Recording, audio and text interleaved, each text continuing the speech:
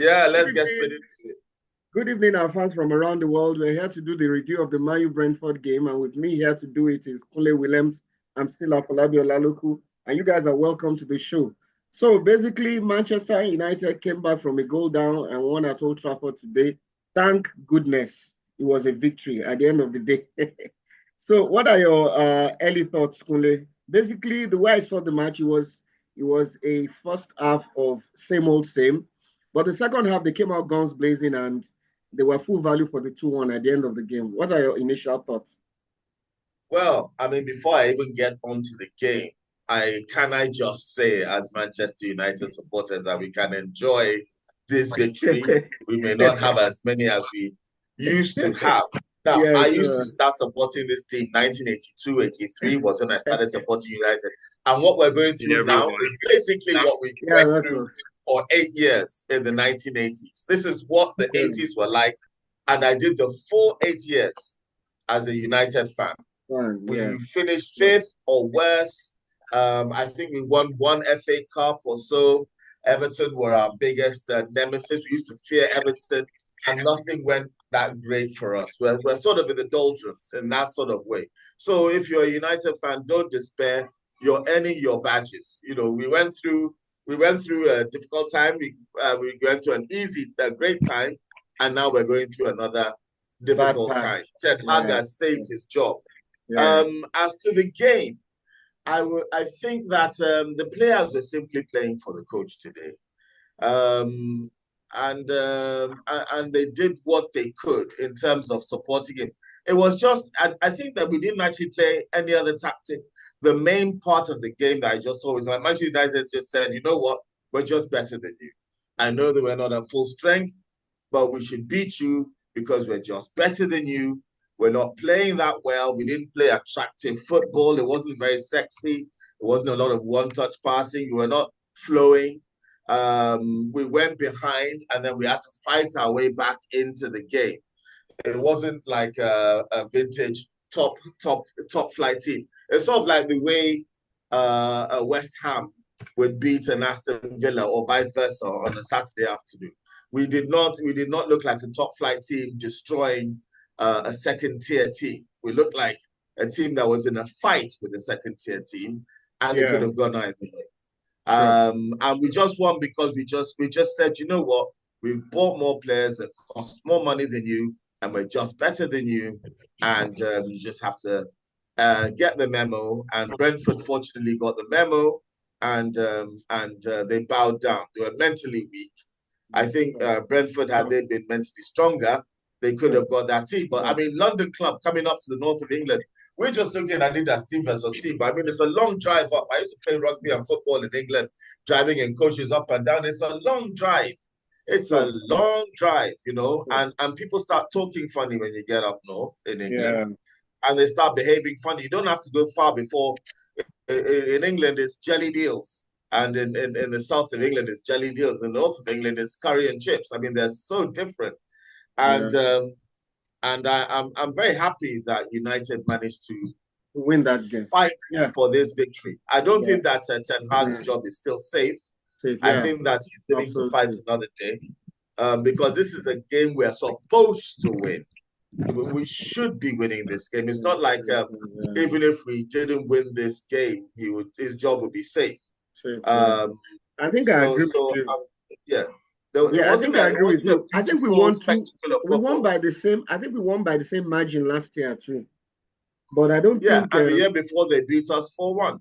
for one They beat year. us 4-1 in So one of our Brentford at opening Old games. Trafford is always a banana skin. Warif, you're welcome to the show. What are your Thank initial you. Good thoughts? evening. What are your initial thoughts? What did you expect from this game? I don't want you to talk like an Arsenal fan. I want you to be quite No, balanced. okay. Let me talk about it as a sports analyst. Well, Manchester United, they even surprised me because I was expecting more from the Brentford team from the two previous matches that Arsenal and Manchester United played. So can you speak This for one, me I think like they an tried. Arsenal fan, please? No, no, no, no, no, no, no, no, no. Like Ganacho, to me, Ganacho should be the man of the match. He tried. Absolutely. Even though in the first half he missed some chances that he was supposed to take advantage of. Then also in the second half, Manchester United took complete control of the game. You know what? One thing about football is that you take advantage of your chances as it comes. Like the goal that Garnacho scored, the one he equalized, it was a pull out and he just jabbed in the ball. So that's just it. Then the other one, Hoyland, he was composed. He was not shaking. He was not shaking. He was you. If you watch the replay again, you see that he raised up his head, watched the keeper, and he just simply chipped the ball, not panicking. So I think it's a good one for them. Then also, what's it called? Eric Ten Hag. If they can continue winning matches like this, I think the pressure from him being sacked will reduce. But they shouldn't. And again, I am Manchester United players. They should put more effort. Rashford, he should learn how to deliver the final delivery of He was the each one game, that not just delivered the about cross for running. the first goal. He Okay, provided that's a the good assist one. for the first goal. Rashford was the Yes, assist. that's a good one for him. So I believe they'll pick up from there because football is about self-belief, not just having the mindset of, well, okay, let's just go and play and see what comes out. No, that's just it. I think a good one for them. Yeah, basically, I agree with you, Warif, and that's a very strong point. Today, Rashford played like a traditional winger, more like a David Beckham-esque kind of performance. You could see the quality of his crosses. You know, that was a traditional winger, not running to the byline or beating your player and trying to square play. He was playing David Beckham-esque crosses today. And it was a lot of guys were on the end of that. In fact, there was one that Fernandez almost scored. And I think he needs to mix Yeah. some of these things every now and then so that at least it won't be so predictable. But by country mile, the man of the match was Alejandro Garnacho. He was simply unplayable. Whoever it was that was playing right fullback for Brentford had a nightmare. And the moment Eric Ten Hag saw that that was an area of weakness, they kept playing cross-field passes He took to advantage of it. Garnacho. And even the goalkeeper kept on looking for how they could exploit the high defensive line of Brentford. Twice, I think it was Dalot. Dalot was in straight from Onana, and there was another ball that cut out the Brentford defense. It was a tactical masterclass. I have to give it to Eric Ten Hag because the first half was rubbish. Yeah. But the moment they came out for the second half, it was obvious there was something they did tactically that just swung the initiative to Manchester United's favor. And from then on, the pressing, the energy, the intensity, they could just not match it. And they just overran, like Kule rightly mentioned, mentally, they had a block and they couldn't just respond. It was wave after wave after wave of attacks. In fact, we were profligate, really. We should have scored a lot more in that game. Really, if you look at this game, Kule, who are your, which area do you think we actually improved today, considering the way we played against Tottenham and Aston Villa? Which areas really impressed you today? Well, I think Rashford playing off the right. Now, as much as he played well, I still think that Ahmad is the natural position for that. Rashford is simply playing more like an Ahmad type of role. But at the end of the day, Ahmad is also better at winning the ball back, better at intercepting the ball, better at defensive duties than Rashford. And we've seen that even when Rashford tries to be defensive, he has issues. But Rashford had a very good game today. But I think that is that British bias that is still forcing Rashford to play ahead of Ahmad, because I still think that Ahmad is a better player. He was fit for today. He didn't play a single second today. He should have done. But then again, Rashford played well. He created a goal and he did well. But I think that if Ahmad had played, I think that we might have been a bit more comfortable in our victory today. Yeah, sure, absolutely. When we look at the okay. Yes. Go ahead. When we look at the goal that we conceded from a set piece play, which was very unfortunate, De Ligt was off the field. You guys were short one then. The player went off for treatment. They were attending to him for the head injury. They scored a set piece. But even without that notwithstanding, it's good that we're able to score twice. And it's also good that our striker managed to get a goal. I saw Xerxes missed a chance. You see, people are frustrated with Xerxes missing chances, but he also creates those opportunities because he's such a good passer and he brings so many players into the game. Hoyland is more of like a Haaland type, get the ball to me and I'll score, or I'll go back into the in midfield and get the ball myself. Whereas Xerxes is more like a Harlem Globetrotters type of, try to let's pass it around and play that sexy football. And that's why I actually like Xerxes. But because he doesn't have that end result that Hoyland has, that's why I still put Hoyland ahead of I think Xerxes for now. the ideal scenario for me would have been Hoyland and Zexi playing together, but that would mean you would remove someone from the midfield because, like you rightly mentioned, Zexi is better as a link player than actually putting the ball at the back of the net. He's not as clinical as Hoyland, but he's very good at linking play. But if you starts with if you play front two and it starts with Hoyland, that means you'd have to take someone out of that midfield. And I'm sure Yeah. Eric Ten Hag won't want to take Fernandez out of that midfield.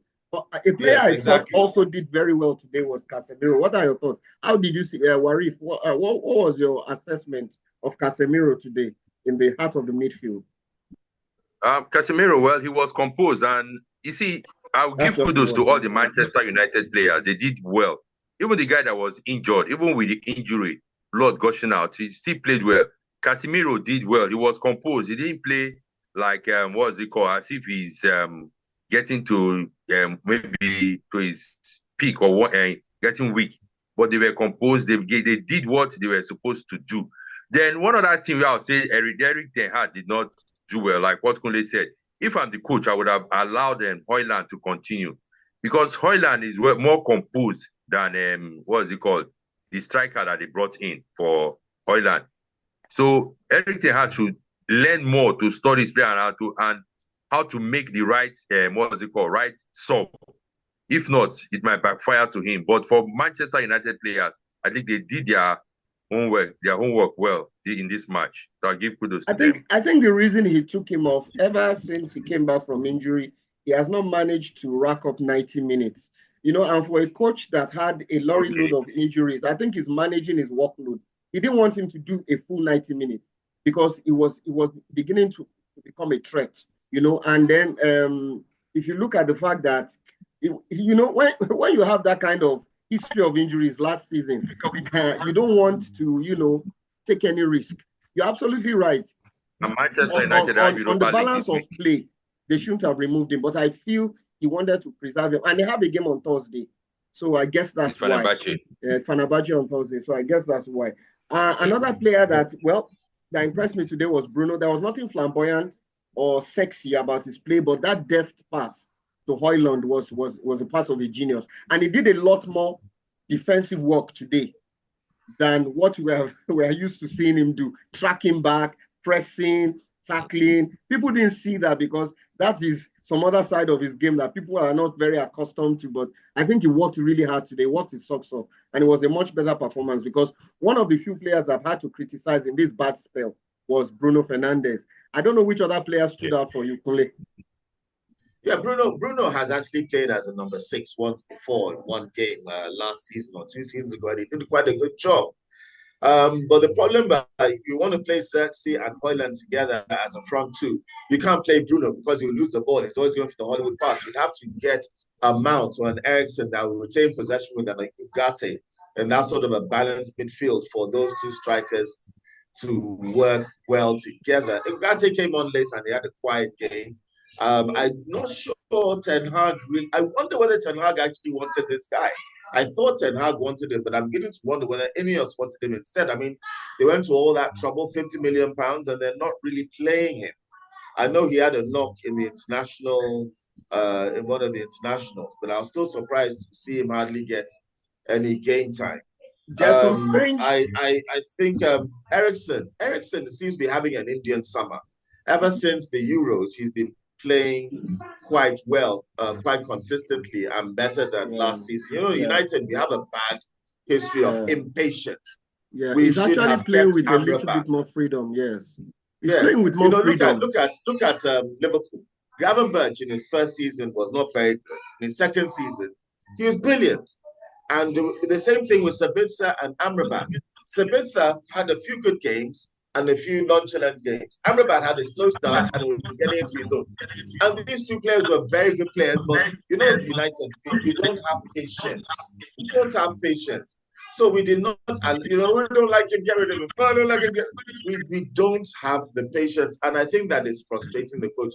Because on some level, when the fans put pressure, we're not able to use our common sense and retain these better players. I know I'm so confident that if we had an Amrabat, we would be higher up the league where we are. Yes, Casemiro had a good game, but it's Brentford, and Brentford haven't really had that strong midfield until they lost. I think, is it them that used to have Basuma or one of these quality CDMs in midfield that they lost? Yeah, I think so.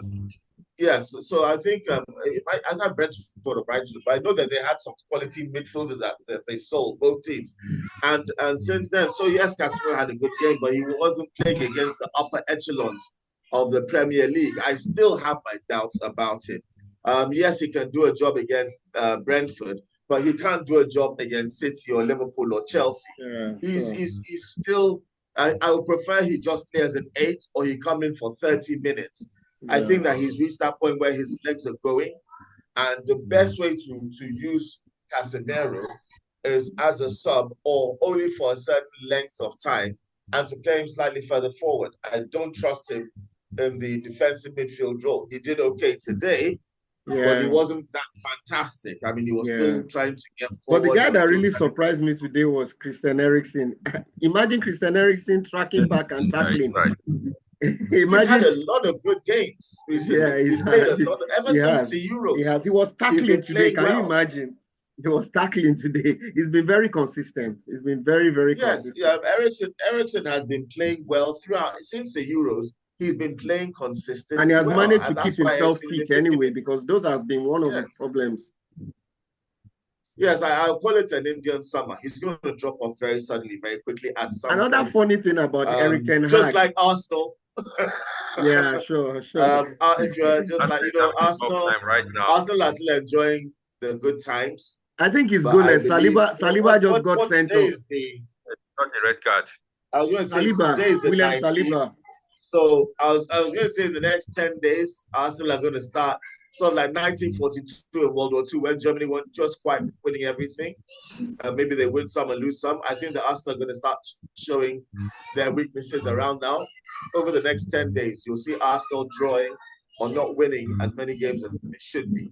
But when is Odegaard coming back now? He's still injured, right?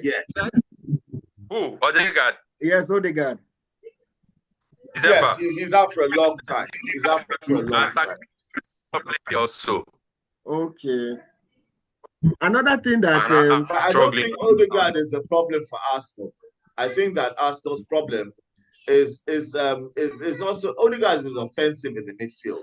Yeah, but I don't think Arsenal's problem is the offensive part of the midfield. I think it's more the defensive part that Arsenal are lucky, because they like their possession-based side. They like to have ball, play the ball around, and play their sexy football. Oh, look at me, I'm so sexy, I'm Arsenal. They like to play that sexy football, and Odegaard is a master of that. Yeah, and he creates he plays a patient game for Arsenal. And when they don't have Odegaard, Arsenal's game is not quite as patient. It's a bit more rushed. Yeah, sure. Sometimes if you're used to playing a rush game, you can do okay, but I don't think Arsenal like to play that style of football. Initially, when I saw the lineups, we don't have any fit left fullback. Mazraoui came off injured in the last game. I was thinking they were going to use Harry Amas, but then again, when I saw that it was Brentford, because if you look at the statistics in the league, after Arsenal, when it comes to corner kicks and set pieces, Brentford is the second most dangerous team in the league. I guess that's why he needed the height of Johnny Evans and Matthias de Ligt. That's why he pushed a 5'9" Lisandro Martinez to left back, because I'm not comfortable with Martinez playing at left back. He's a little bit too slow when wingers are running at him. But in retrospect, I think it was because of the corner kicks, basically, which Brentford are so adept at using to score goals. I guess that's why I put two very tall, and you can see the goal came when this guy went off for treatment, because Harry Amas played on the tour and it was very impressive. I would imagine that before Malaysia, I have two children. Two of my two first sons are older than Harry Amas. He's a baby. He's a kid, growing. I know. And look what happened. Look what we did to Manu. Manu is injured because he's a 19-year-old that's played far too many games for a 19-year-old. Oh yeah, And he sure. shouldn't be playing that many games. Ericsson should have Sure. filled in I for agree him with you. more They should often. be managing his Casemiro and all of workload that. better. They should be managing his workload better. Yes. Ideally, if not for Yes.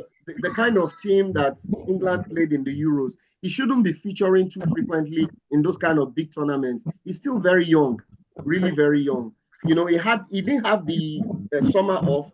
He had a busy schedule with England, and then from there he goes on tour with Manchester United, and then he starts the season and he's playing almost every game. The workload is too much for that his age, I guess. I guess that's why. Man U is playing West Ham Yeah, next. we What are your have three predictions? fantastic potential stars. We have Yes, Kone, sure. Amas, and Kone, Amas, and Chidobe Martins. Those are the Chidobe Martin, three yes.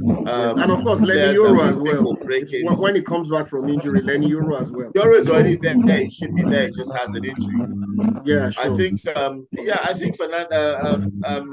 Fernandez, is it, who played on the left back, our centre back that played, what's his name? The Butcher. He did all right at left back. Lisandro But, Martinez. Lisandro Martinez. yeah, Lisandro, he did all right. But, he can't, he's not overlapping. He's not an overlapping left Yes. back. Left backs are quick, they overlap, and they give you an extra impetus. And I don't like when flank, he has to turn and face his goal. I don't like when he has to turn and face his goal and the winger is running at him. Like, I don't quite like that. He's more comfortable in the central areas. That's why that's why Garnacho still managed to do so well to hide that weakness. Lisandro simply sat back. He didn't overlap. And he let Garnacho do all the magic on that flank. And then Rashford sat back. He played from a deeper position in midfield. It wasn't just that his style of play that was different, his positioning was different. He wasn't playing as a far right-sided right wing forward. He was playing as a right-sided midfielder. That's why he was able to deliver that cross. That's why he was able to sit deep. That's why we were able to also hold that wing a little bit better. Not so much his tackling, but because of his marking. What you have to watch is when the team doesn't have the ball, what they're doing to frustrate the other side from catching them on the break. And I think he did actually well today. Because if you look at, sorry to cut off you, if you look at Diogo Dalot was running forward a lot. But anytime Dalot goes forward, Rashford tends to drop into the when he leaves behind. So he did some very intelligent things today. He was covering the back of the right side for Dalot and stuff. We play West Ham next. And Warif, we're going to West Ham next week Sunday, I think, because anytime we have a Thursday schedule, our matches tend to be on Sundays. So Warif, what do you think? How do you think Man U will perform in this game? When you have a game in European football on midweek and you have a weekend game, that's where the tactics of the coach comes in. That's where you need more depth, squad depth. But against it depends on what Eric Ten Hag, which one is more important to him. So he will know the kind of players that he will use against Fenerbahce.